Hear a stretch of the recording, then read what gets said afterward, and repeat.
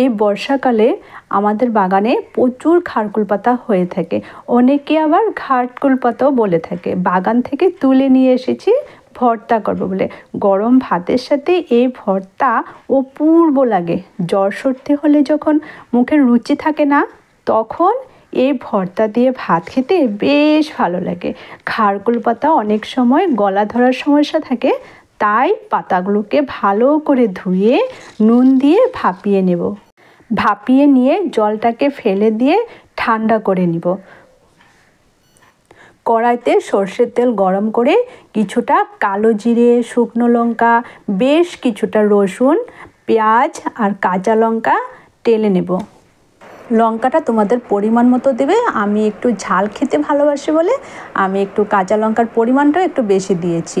এরপর ঠান্ডা করে সব একসাথে পেস্ট বানিয়ে নেব। তারপর তেল গরম করে পেস্টটাকে তেলের মধ্যে দিয়ে স্বাদ মতো নুন আর একটু হলুদ দিয়ে বেশ কিছুক্ষণ নাড়াতে হবে। নাড়াতে নাড়াতে যখন শুকনো হয়ে আসবে, তখন কিছুটা লেবু পাতা দিয়ে নামিয়ে নেব। লেবু পাতা দিলে গলা ধরার সমস্যাটা একদম থাকে না। গরম ভাতের সাথে খেতে বেশ লাগে, খুব ভালো লাগে। সবাই ভালো থাকো, সুস্থ থাকো। ধন্যবাদ।